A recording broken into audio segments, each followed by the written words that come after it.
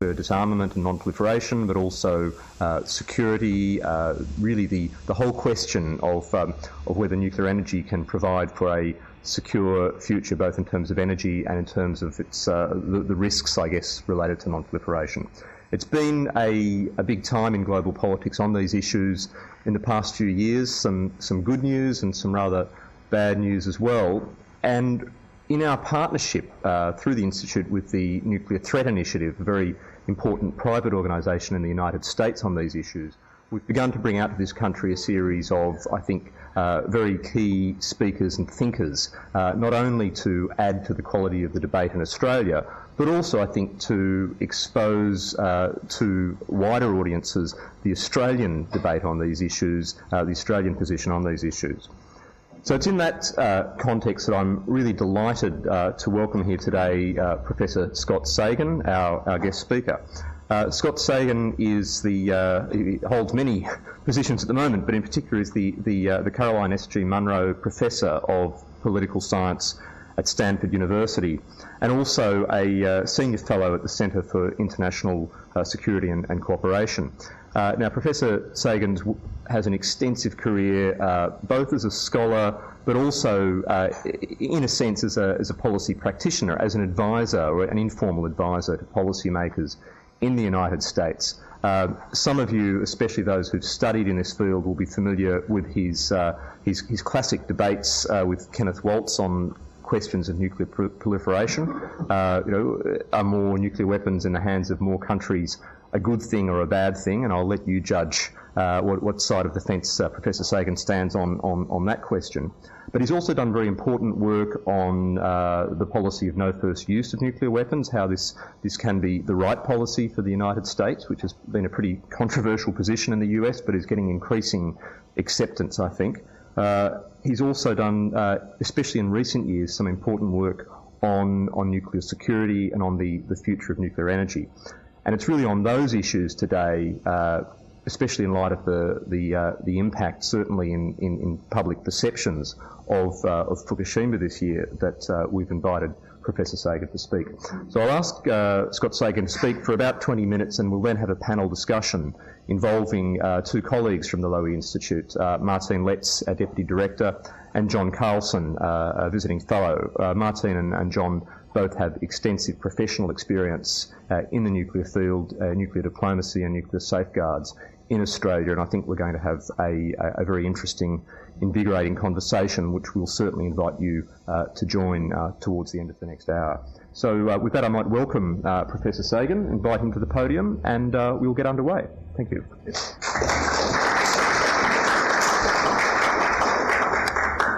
Well, thank you, Rory, for that kind introduction, and let me also thank the Institute for having me here today. It's a real pleasure. And it's not just to be here today that's been a pleasure. It's been a week in Melbourne, Canberra, and here in Sydney, and I've learned a great deal and have thoroughly enjoyed my visit, so thank you.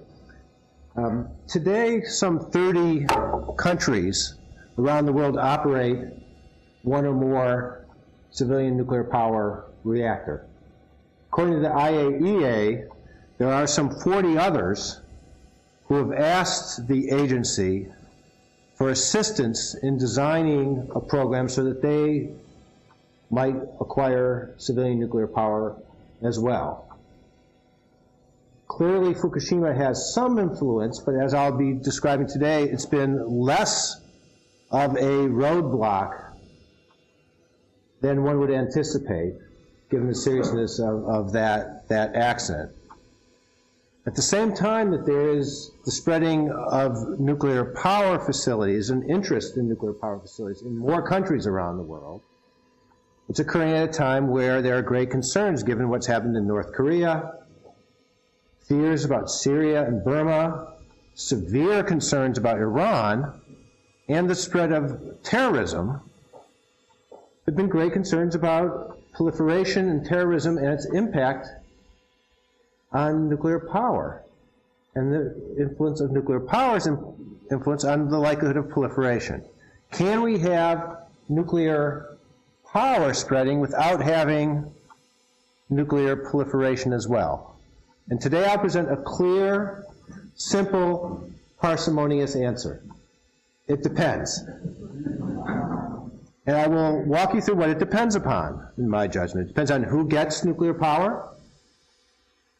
It depends on what are the regulatory mechanisms that will encourage safety and security or lack thereof. It will depend critically on whether the non-proliferation broader regime that we've put together is effective. Is it strengthened or weakened?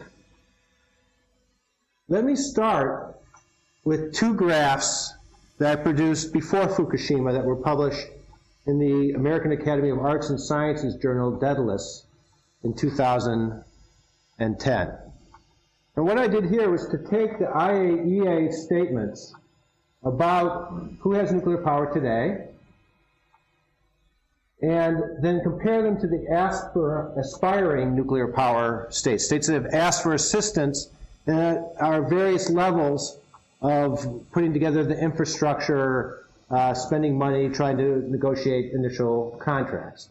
And you see here, both there's a spread into the developing world, much greater interest in Africa, growing interest in the Middle East, in the Americas as well, and some in Southeast Asia. But I'm not a nuclear engineer. I'm a political scientist. And while you would be interested in their technical capabilities, it's also valuable to try to look at their country's political characteristics. And what I've done here is take the World Bank's control of corruption indices and then do the averages of the countries that have nuclear power today versus the average scores of the countries that have aspiring status from that previous chart. And you see on all the major issues about good governance that can add to our ability to manage complex technologies in a safe and secure manner, that the aspiring states are lower. Corruption indices, political stability, defined by the World Bank as the likelihood of political violence producing a major change in government effectiveness, regulatory quality. This is not measured just on nuclear because some of these countries, the aspiring ones, don't have this. This is a broad regulatory measure that the World Bank uses. And then democracy, autocracy scores.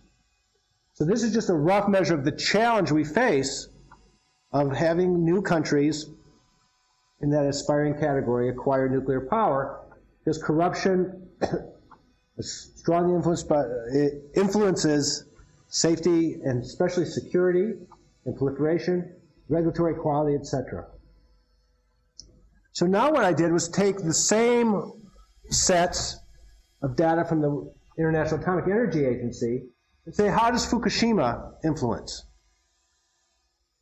this? And what you have here, using red as announcements of canceling plans by senior officials, green as announcing that we're going to do safety inspections and have even stronger regulations, but we're going to move forward with our current existing reactor plans or expansion plans or new plans, and yellow being we don't know, black I haven't been able to find evidence of yet. So here's what you see, a mixed bag, a handful of aspiring states and only two major others, with two major current states saying that they're going to not have power plants in the future, and Japan and Belgium being uncertain still politically on where they're headed. So then I do the same exercise. And what you see is that there's a slight increase in some of the capabilities because of some of the people who dropped out in the blue, and a lowering of the qualities in the black. So the good news is the gap is decreasing. The bad news is that the overall corruption capabilities, democratization scores, etc., are weaker. That is, we're going to have an even greater challenge going forward because of Fukushima. And when you think about it, there's one overriding reason why, which is that the countries that are more likely to be influenced by public opinion saying that this is a really dangerous technology are more likely to be democracies. And so some of the major scores and the major reasons for these changes are because of the Swiss and the Germans dropping out of the overall scores. So my view is that the vast majority of countries are going to go forward, and some of the same political challenges that we had in the past will exist. Now, why did I use democracy as an indice? And the reason is because democracy is good for lots of things, but it's also good for non-proliferation. And I want to try to underscore that point. Many people have looked at this kind of chart that's been used in other talks for other purposes and say, look, these are the countries that acquired nuclear weapons over time. You see a steady increase. The blip up and goes down with the states of the former Soviet Union who acquired at least a capability. They may not have had command and control of those forces, but they developed the capability.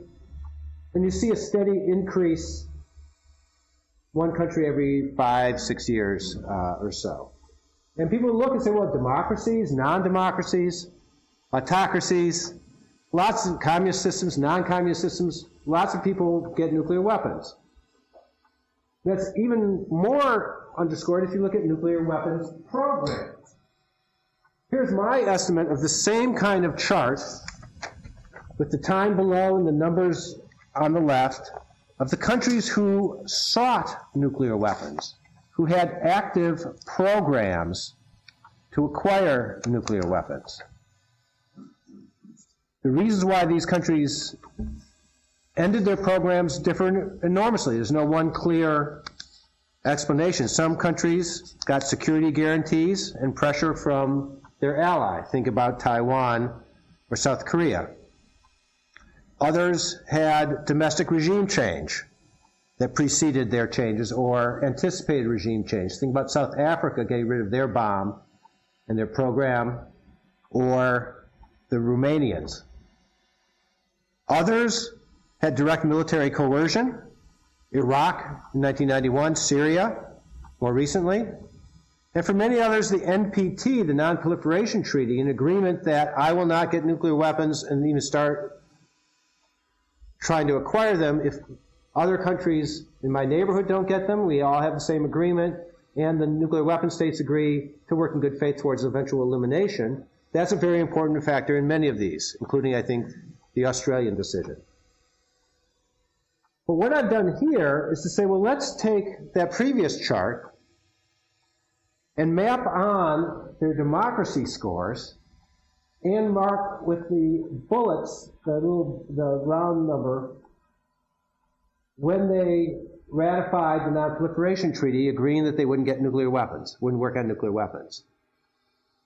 And to explain this, so blue, this is ratified and ratified and withdrew. So those are the bullets, and these are democracy scores or autocracy scores. And the one point I want to make is that this displays graphically that all the democracies and non-democracies had nuclear weapons programs. Democracies and non-democracies got rid of their nuclear weapons programs in many, many cases. But every case that you have of a country signing and ratifying the NPT and then starting a secret nuclear weapons program afterwards ranked very highly on the autocracy score, non-democratic states. Democracies are more likely to keep the agreements they have signed and are more likely to be fearful because of transparency that if they didn't, they'd get caught and would be punished for it.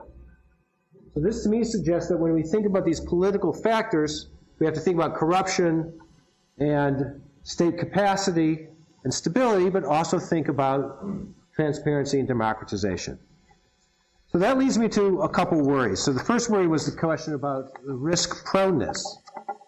And I'll briefly walk through these other speculative, admittedly, concerns. The first is that we would like to think that Fukushima will mean that reactors around the world will be made more safe. And certainly there's some evidence that that's happening. The Nuclear Regulatory Commission, for example, in the United States recognized after Fukushima that many plants did not have adequate safety against multiple events occurring at the same time. So they decided they would increase some of those capabilities. Accidents create learning, and that can be a positive thing. And yet there are two other factors that I think are worrisome here. One is that for countries that may decide Fukushima means we should not build new reactors, there will be a temptation to have more life extensions of existing reactors. And the existing reactors are primarily so-called Generation 2 reactors that have active safety systems. People have to make decisions and do things as opposed to a failure of the system automatically leads to shutdown or leads to more passive systems, as occurs in Generation 3. Indeed, already since Fukushima, the United States has had 8 and the Russian 11 life extension programs approved for existing inherently less safe. The analogy that one of my colleagues, Alan Hansen, from Areva, now on leave at Stanford, has used is that this is like driving a car that has seat belts but no airbags. That we could get safer plants in the future, and if Fukushima makes us rely on less safe, that is a particular concern. And the second is that one of the greatest accidents that created safety improvements in the past after an accident was the development of the Institute for Nuclear Power Operations in the United States after 3 Mile Island, where reactor and company CEOs all get together once a year, have ongoing multiple inspection teams to each other, share best practices, have naming and shaming if there's a problem, and there's no equivalent in the international level. There's an effort through the World Association of Nuclear Power Operators to do that, but it's a much weaker read with far less transparency and far less openness across nations. Second big factor will be who will make the fuel. And here I'll note that national enrichment plants, which inherently create risks of proliferation, because the same enrichment facility that makes uranium for a power plant can be also used to make even more enriched uranium for a weapon. Many countries insist, even today, that this is a sovereign right. And they refuse in agreements to build nuclear power plants to sign away, even temporarily suspend that sovereign right. Others, like the UAE, have agreed to do that. That we're not going to enrich uranium, we'll just build power plants with your assistance. Fuel banks will help. So both the Russians and the IAEA have put or are putting together fuel banks to create low-enriched uranium that another country can buy in case the market fails and they are cut off for political reasons. But even then, the fuel bank with low-enriched uranium does not mean the same thing in terms of usable fuel, because low-enriched uranium still has to be fabricated into different fabrication systems that go into different reactors. So one issue that I think needs more thought and potentially could be very useful is to build more fabrication and less uranium enrichment. Not just have 1 or 2 fuel banks, but have more widespread fabrication facilities, so countries again won't be tempted to build their own uranium enrichment. Worry number 4, will safeguards be approved? Not only do you want to have safety, but you want to ensure as much as possible that nuclear power plants are not misused to siphon off materials for a weapon. And the best way of doing that, in my judgment, and the judgment of many, is to have an additional protocol to the existing safeguard systems that we have. Under the additional protocol of the IAEA, countries that ratify this acknowledge that the IAEA has the right to go anywhere it wants on near-time inspections to see if there's some facility that they are suspicious about, not just the ones that you've declared as your sites. The Non-Proliferation Treaty Review Conference in 2010 at least said that's a sovereign decision, but that's a good thing. There's been no agreement to have this be a criteria of sale of nuclear power plants to these new aspiring states. There was an agreement in the Nuclear Suppliers Group that included the additional protocol or similar systems as a criteria to sell enrichment or reprocessing technology, and that's a step forward. And the key question here is whether in the future the nuclear suppliers group, encouraged by all countries involved in that cartel, if you will, agree that to add restrictions on who can get nuclear power plants, and adds this as a criteria, something that I think would be very, very useful. I'll conclude in a minute by noting the next question is security. And here there are two pieces of good news, is that the Obama administration brought together 47 heads of state, agreeing that they're going to secure all vulnerable materials in the Nuclear Security Summit, and put together a system of meetings of bureaucrats to get ready for a second summit in 2012 and a third summit in 2014. And that elevates security, protection of facilities against terrorist threat to much higher levels. And in addition, the World Institute for Nuclear Security has been formed that brings operators together privately to discuss best practices. But I did want to point out one reason to worry, is that Fukushima was an accident. But it highlighted to any terrorist organization that there's also a vulnerability that you can create the enormous damage and environmental problems by taking out the power supply, especially to spent fuel ponds, that a vulnerability that was widely known in the community and has been ameliorated somewhat in some places, not as much in others, is now exposed to the world. So the next question is, what will we do, and will we be more effective in dealing with the security problem of what could be a potential man-made system? And I'll conclude there, having gone just over my allotted 20 minutes, by noting that I think there's a relationship, but a complex one, between the nuclear disarmament efforts that the nuclear weapon states are engaged in. Here you have President Obama giving his famous Prague speech announcing that he will work in good faith towards the eventual elimination of nuclear weapons and take initial steps now to move us towards that goal, and safe nuclear power, a facility in the United States with a kayaker outside of it.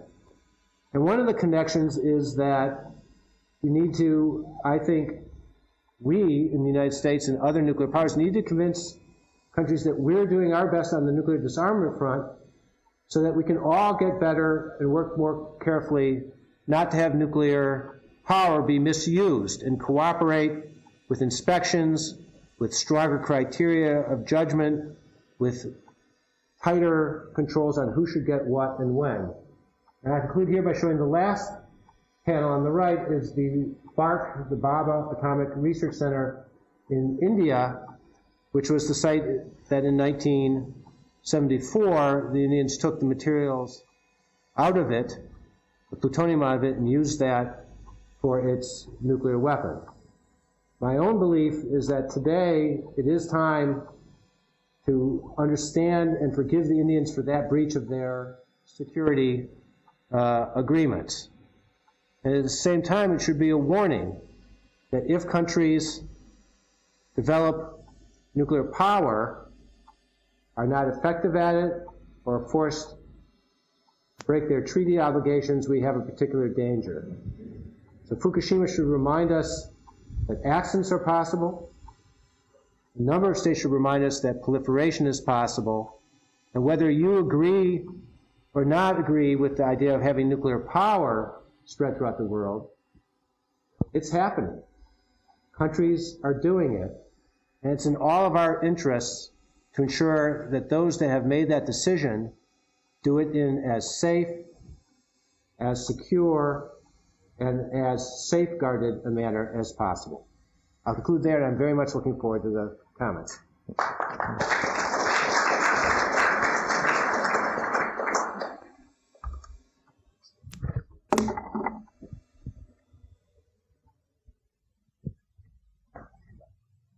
Well, thanks for that. And I think there's a lot of material that we can enrich and discuss further in the next sort of 30 or 40 minutes. I might just introduce our other two panelists who are going to really respond and add to Professor Sagan's assessments there. John Carlson is the former Director General of the Australian Non-Proliferation and Safeguards Office, and as of, I think, last year, a visiting fellow here at the Lowy Institute. Wide experience in implementing and overseeing Australian safeguards over many years. And Martine Letts, the Deputy Director of the Lowy Institute, and again an experienced Australian non-proliferation diplomat who's also doing ongoing work with the Institute in this field. I might invite you first, John, to offer some thoughts and comments. Thank you, Rory. And first, let me say, in response to Professor Sagan's presentation, that I find myself in 100% agreement. So I've got really nothing to add by way of a commentary, but rather what I'd like to do is to pick up some other aspects of this theme. Starting with what are the lessons from Fukushima, and I'm sure there are going to be a great deal of things to be learnt as the analysis of the accidents gets underway. But I think the main thing that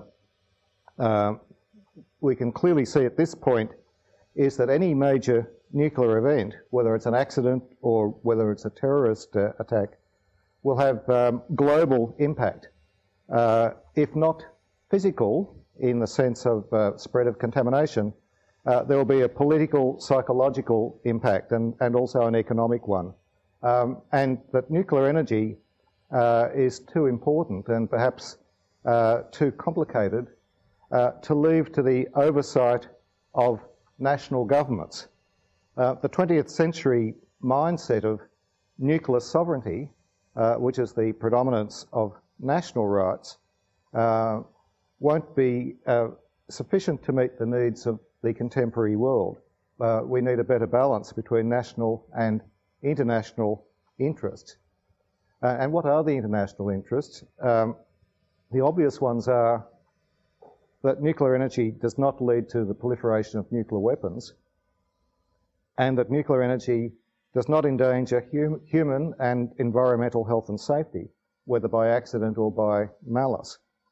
There is another one, and some people might find this contentious, but I think it's a fact nonetheless, and that's the international interest that nuclear energy is able to realise its potential to contribute to climate change mitigation. The potential impact of nuclear energy, both positive and negative, transcends narrow considerations of national sovereignty. We need a change of mindset away from this emphasis on sovereignty towards a recognition of shared interests, shared responsibilities, greater international transparency and accountability, and greater cooperation and collaboration. We need to strengthen international nuclear governance. In the areas of safety and also security, the public would probably be surprised to find that there are no mandatory standards, and there's certainly no international inspection system. There's considerable national resistance to that idea. The role of the IEA is largely advisory or making recommendations. At the very least, I'd argue we need a system of peer reviews that has some teeth, some element of obligation and transparency attached. In safeguards and non-proliferation, and this is where the link to Fukushima comes in, I think, too much emphasis is still given to national rights. Safeguards too often are seen as an imposition rather than something that the state should do for its own interests. And the political emphasis on rights to nuclear technology has been exploited in particular by Iran to establish a nuclear weapons capability. Nuclear weapon capability requires fissile material, and that in turn requires the capacity to enrich uranium or reprocess plutonium. I'd suggest we need to move from national programs in these technologies towards multilateral ownership and control, and the establishment of regional centres for these sensitive activities. And we already have a couple of interesting models in that direction. The ANGASC International Centre established by Russia, and the Urenco Consortium, which enriches uranium in Europe and has supplied technology into the US on a black box basis. There are legitimate needs for secure energy supply, but these needs do not require that there be national programs in proliferation-sensitive areas. So I'm hoping that we'll see the world moving towards a new framework for the future, in which major features will be long-term fuel supply assurances, the operation of fuel banks, which Professor Sagan mentioned. There are already 2 of these in existence. Greater international collaboration in training and in sharing of expertise, and maybe even in operating facilities. Greater cooperation in safety, security and safeguards. Cooperation in the management of fuel, including spent fuel. And that some of these things might proceed on a regional basis. And considering that even after Fukushima, the Asian region remains as a major growth area in nuclear energy, why shouldn't Australia be taking a greater position in the promotion of regional solutions to these problems? Thank you. Thanks very much, John Carlson. And again, I think that opens up yet more issues for discussion. Some no doubt that will be interestingly controversial. Martine Letts, over to you. Thanks, Rory. I'll try to shout. I know I don't have a very loud voice. I think where John has left off is a very interesting point at which I can take up the main point I want to make. John talked about how problematic the notions of national sovereignty are with respect to nuclear power. He talked about shared interests, shared responsibilities, opportunities for collaboration, and different governance arrangements. My colleague Fiona Cunningham and I have taken a particular interest in this respect in the role that the nuclear industry can play in transcending some of these national considerations.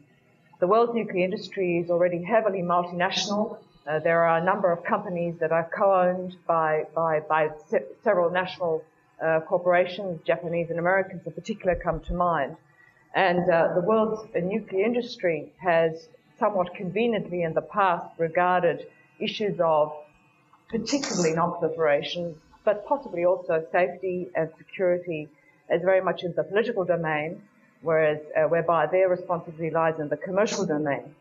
But I think that the industry must also take into account that without a well-functioning non-proliferation system and without adequate security and safety measures which are a national responsibility to monitor, there can be no nuclear industry. So there are some very interesting and important common interests here that can be worked upon to build that kind of international collaboration that John's been talking about. And in fact, the necessity for doing so, I believe, has increased, particularly post-Fukushima. In particular, when you see that one of the main culprits, if one likes, in terms of an absence of a safety culture, was considered to be TEPCO and inadequate separation of powers between the regulatory regime and the actual company and the company interests that were operating. And I would argue also that, in fact, industry controls in some respects can be even higher than governments. Industries have boards and shareholders that they're responsible to, and shareholders have interests that the industries which they've invested in are observing principles, corporate social responsibility principles, as well as other principles to mitigate risk that a company can be exposed to if it breaches certain fundamental principles of safety and other matters. So there are shareholders and there are boards that need to be much more proactive in making sure that the companies that they're oversighting are complying with these important three criteria: safety, security, and non-proliferation. The other thing is, I think that often commercial companies are not as nationalistically minded, if you like, as states. And we know, for example, particularly when you look at countries like France, that sometimes the government has been much keener, for example, to conclude nuclear cooperation agreements with countries than the actual company itself, out of bilateral diplomatic reasons or political reasons, without taking into account the dangers that are inherent in hastily concluding such agreements without there at least being some sound commercial and other principles involved. So one of the things that I've been very interested in is looking at how industry might be at least drawn far more into the conversation that currently only takes place between states. So it seems to me it's a very good idea that the world's nuclear industry should at least become a consultative partner to the Nuclear Suppliers Group. Scott was talking about the principles, the guidelines that the industry has developed, and the very interesting, perhaps strengthening of purpose in terms of the passing on of sensitive nuclear technology that the June 2011 decisions of the Nuclear Suppliers Group indicated. So I think there's got to be a lot more close collaboration, maybe even a regular dialogue prior to the NSG plenaries between industry representatives and governments. It seems to me also that there is some prospect, apart from having a head of state nuclear security summits, you could actually have a government-industry collaboration even through a summit in which the world's nuclear industry and all those that are associated with it pledge themselves to work strongly with governments in promoting non-proliferation principles, security and safety measures. Australia hosted a conference like this for the world's chemical industry in 1999 in the lead up to the conclusion of the Chemical Weapons Treaty, where the world's chemical industry declared itself to be very much in favour of chemical disarmament, and that it would do its best to collaborate with governments to make sure that it wasn't either overtly or inadvertently exporting that could lead to chemical weapons programs. And again, of course, the world's chemical industry knew it was responsible to its shareholders, and that shareholders were not going to be happy if the industry was contributing to proliferation. It also enabled the world's chemical industries to actively participate in the negotiation of the Confidentiality Act annex to the treaty, which safeguarded their commercial interests, which they were concerned about, which is something that the nuclear industry also is concerned about. The current industry peak bodies, you mentioned the World Institute of Nuclear Safety, Scott, and the World Association of Nuclear Operators. I'd add to that the World Nuclear Association are all interesting groups, peak bodies, but I think they're far too weak at the moment in what they're prepared to do. The World Nuclear Association should be far more interested in encouraging its membership to adopt a responsible code of conduct in all its dealings. At the moment, it's very much a representative body for industry. The World Association of Nuclear Operators has got a good agenda in place, but is not particularly strong or prominent in prosecuting the security, the safety issues. It's now, post-Fukushima, looks to be a little bit more proactive, but I wonder how long that will last. And the World Institute of Nuclear Safety seems to be the most promising in that respect, and a good model for encouraging more responsibility in industry. There's also a code of conduct on reactor vendors, which was facilitated by the Carnegie Institute for International Peace. That's a good start. It's again a series of codes. They don't incorporate legal obligations, but this is a good example that might be followed in other areas of the nuclear industry. Finally, we thought it would be a good idea at the Lowy Institute not only to have opinions, but actually ask industry what it thought.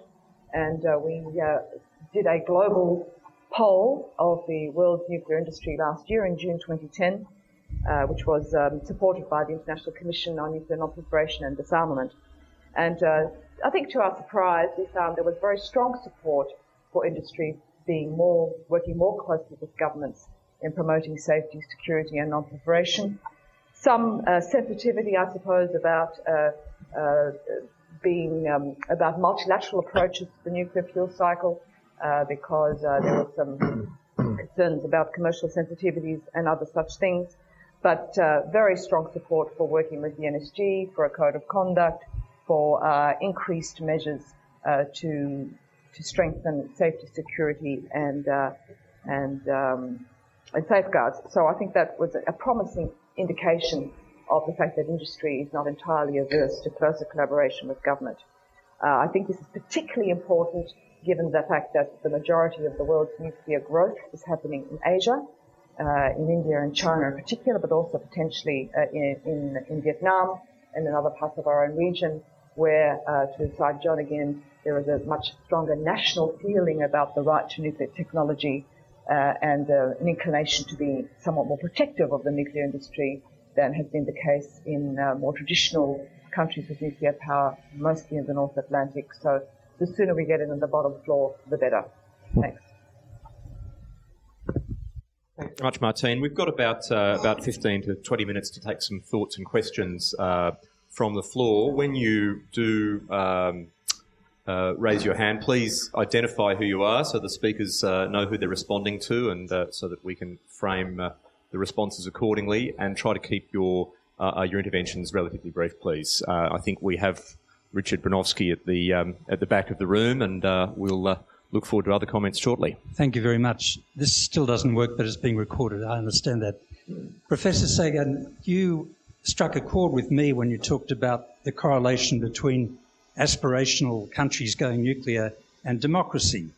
And when you refine the 40 aspirationals that the IAEA says want nuclear power down further, you find that really only 6 of them are front runners: Vietnam, Belarus, Turkey, United Arab Emirates, Iran and Jordan. Of those, of course, Iran has already cast the die. But of those, only Turkey looks like backing away because of the democratic disturbances within Turkey itself, but also the indignation from the Greeks and the Cypriots that they're going to build reactors on their border. Of the others, Vietnam doesn't have to worry about democratic processes, of course, and will go ahead with Russian assistance, and probably so will the others. But what I'd like to do, if I may, is just say to you that this weekend we have a Labour conference, a national conference, at which it will be debated probably on Sunday whether Australia should sell uranium to India. Now, we have stuck to a very firm principle that we don't sell to any country not a signatory to the NPT. Suddenly it looks as if we might. I worry about the precedent, and I'd like your comments on this, that this establishes for countries that do purchase our uranium. Japan is our second largest customer. South Korea is our 4th largest customer. There are conservative, right-wing, call them what you like, politicians in both countries that openly advocate having nuclear weapons. North Korea has encouraged that kind of statement. And even in Japan, they say it accords with Article 9 of our peace constitution, we should be able to have them. What a precedent this establishes, it seems to me, if we sell to a non-signatory to the non-proliferation treaty. Japan, if they wanted to, could probably walk away from the NPT and its obligations, develop weapons, and still expect to get uranium from Australia. So could South Korea. It's a bad precedent, I suggest. Comments, please. Thank you. And that's a useful intervention, Richard. But I'll ask others to keep their questions a little bit briefer, please. The great American historian and John F. Kennedy confidant Arthur Schlesinger once said, Arthur Schlesinger, the historian, once said that there's a common weakness in liberals with a small l, which is that liberals often prefer an immaculate failure over a vague and splattered success. And I think all countries have a right to have immaculate failures, to follow past behaviors on principle, but have to consider whether they will be successful or whether they will be a failure. And my own view, my personal view, is that India was granted an exception by the members of the Nuclear Suppliers Group.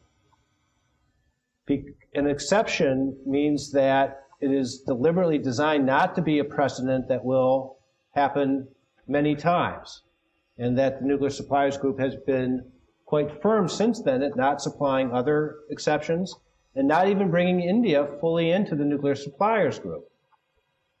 The effects of selling uranium to India in terms of their own weapons behavior or the behavior on others, I think, have been exaggerated.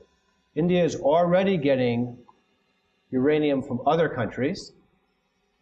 So I think the Australian sale or lack of sale is not going to influence that. And India already, I believe, has enough or close to enough uranium for military needs domestically. And if they do not get uranium from other countries, it's not going to influence their weapons program. The way to influence their weapons program is to include in any kind of sale a statement that this sale will end if you test nuclear weapons in the future. So just as you said that that might not occur in Japan, I think it would be worthwhile in your country for people, even if they decide to go forward with this, to make it clear that there is a condition that India not test nuclear weapons in the future. And that's how I would handle that particular dilemma. I knew we'd get onto the India issue sooner or later. It ended up being sooner rather than later. But right, we'll take another comment or question from the floor. I think please identify yourself before you speak. Hi, Jasmine Crawford-Hill from WIN. When you speak about safety culture, so you touched on this, Scott, as well, Martine. Safety culture is something that's been very heavily pushed in the industry, especially you see groups like WANO and IMPO. IEA has got guidelines on safety culture throughout organisations in regulators, and yet we still had Fukushima. My mindset is more along the lines of, is the emphasis too much on just safety culture and not on an inherent security culture?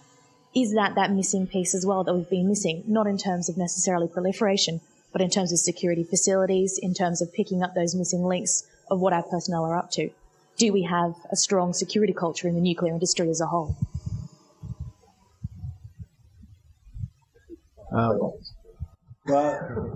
Safety refers to the risk of something going wrong via accident or act of God. Security refers to man-made problems, that is, malicious intent, either through an insider or an external terrorist organization. My own view is that the Fukushima accident is not well described as having been caused by a safety culture problem. I think it was caused by largely a failure of regulatory independence. That is, we'd like to think that the Japanese had a very strong regulatory system that should be independent and be able to force companies to do things that the companies or the operators feel are too expensive and they otherwise would not do it. That did not exist in Japan. And we did not fully understand that, and it's a sign of having a different, I don't know if you want to call this cultural, it's not training, but it's this. And the second is that the excuse used, which is a legitimate one in one sense, that the accident was above the design basis that they had been trained and designed to prevent. That's accurate. This was a rare event. And yet, there are many rare events that occur over time. That's why they're rare, but that's why they are events. And the probability of this kind of thing was known, and it was rejected as being too unlikely. And I think we have a real problem. Again, I don't view this as a cultural phenomenon. I think that people, companies, CEOs, and governments don't like to insure themselves against rare events. They like to think instead that we'll be able to push off the rare event, and we want to husband our resources, limited as they are, and they don't then weigh the real risk, which is the probability times the consequences, and there's a real failure there. Just a very quick comment. I think, to my mind, Fukushima was an example of a failure in a number of areas. Governance, broadly speaking, which goes to the regulatory problem that Scott mentioned. Also nationalism, because initially it was, we can handle this ourselves, we don't need help, and stay away, and also technology. And technology, in turn, the relatively old nature of the reactors, and the fact again, as Scott alluded to in his talk, every time there is an incident that increases the public perception of risk, the reactions to hunker down, to extend the life of reactors that are already there. I mean, Chernobyl had the same effect. No new build because the public doesn't really like it, but because we need the energy, we'll continue to extend the life of our reactors, making them thereby less and less safe. So I think there were a series of factors here that and lessons that can be learned from Fukushima for the future that need to be taken into account. Security might be one of them, but I think governance and technology and nationalism were just as important. Are there more comments or questions down the front here, please? This gentleman and then the row behind. Thank you. My name's Alex Apantis from Rio Tinto. We're a significant uranium supplier. We sell out of Ranger in the Northern Territory and also the Rossing mine in Namibia.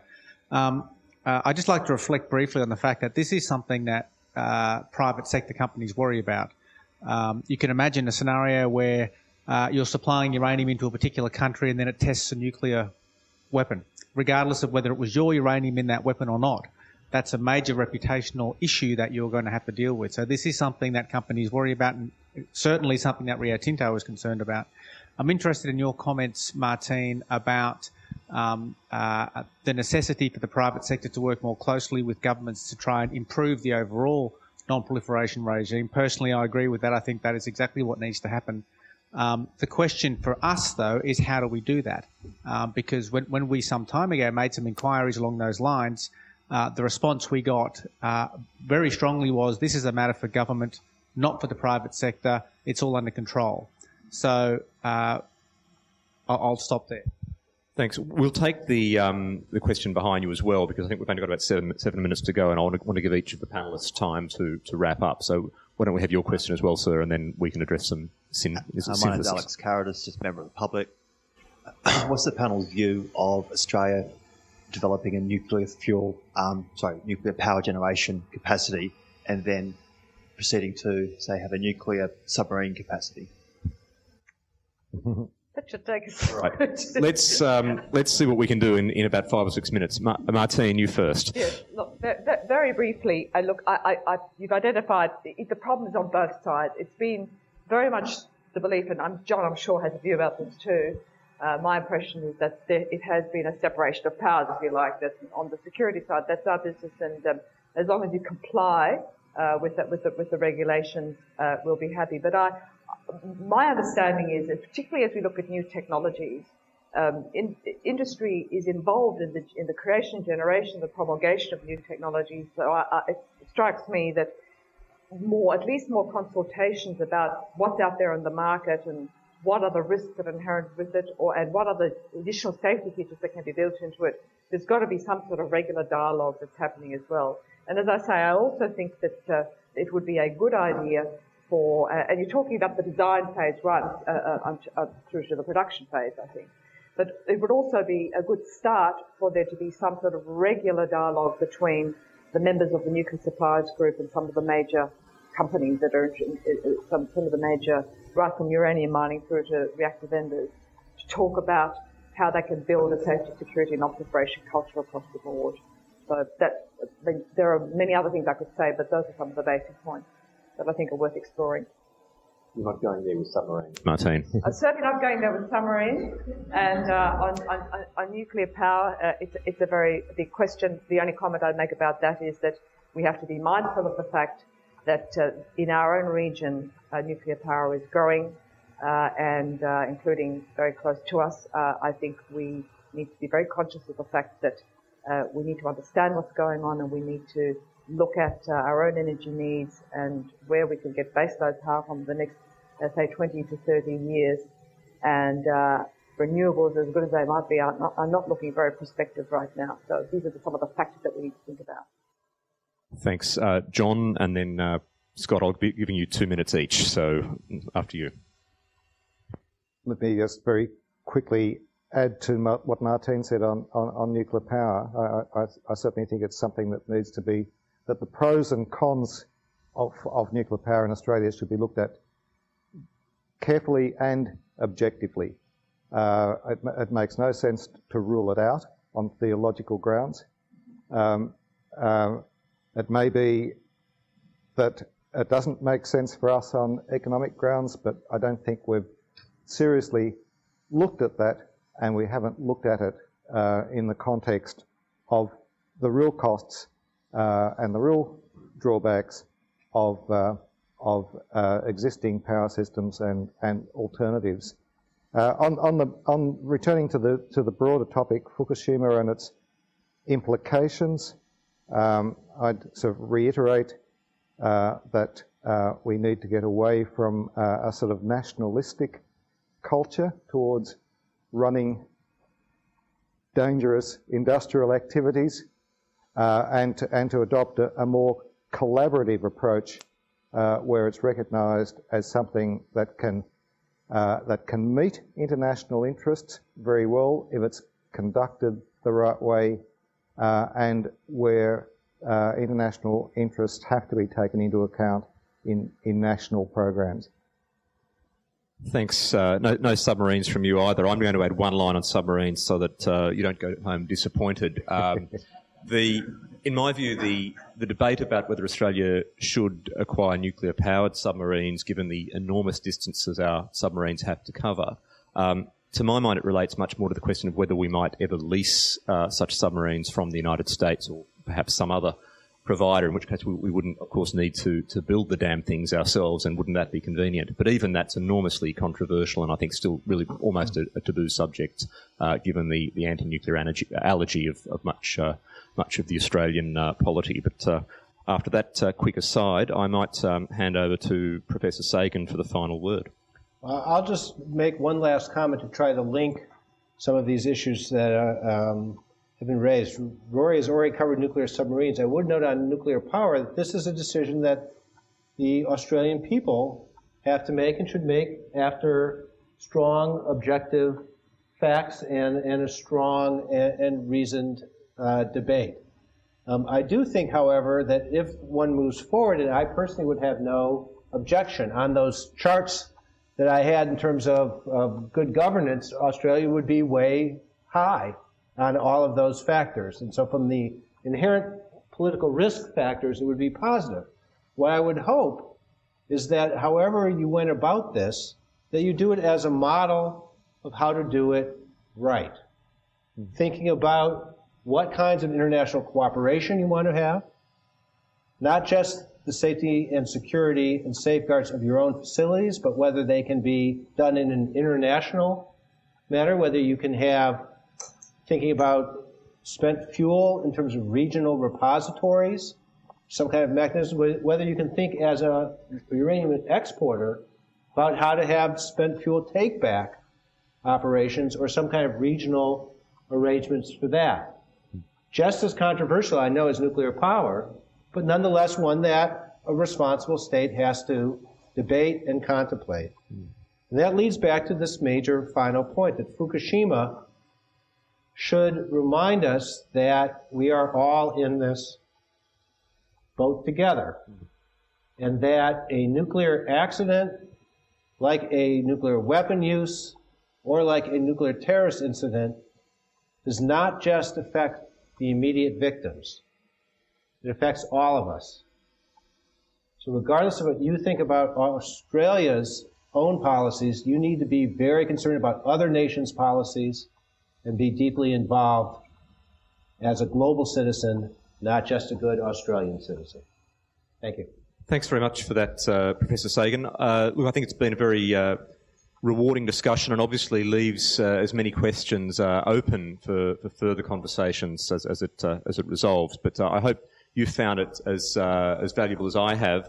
Next week, before you go, I just want to let you know that we've got an equally controversial Wednesday lunch, which I believe will actually be on the Wednesday, and that is foreign policy opinion polling, a case study from Fiji. Now, that may not sound all that controversial to some of you, but if you've been following the debate about the Lowy Institute's opinion poll on Fiji, I can assure you it will be a very interesting presentation by the pollster himself. Also, Friday week, we've got the Premier of New South Wales speaking here on relations with India. So again, India was in the conversation here today. I think that will be an interesting event to attend. With that, I might ask you to show your thanks for the panel, Professor Sagan. And, thank you.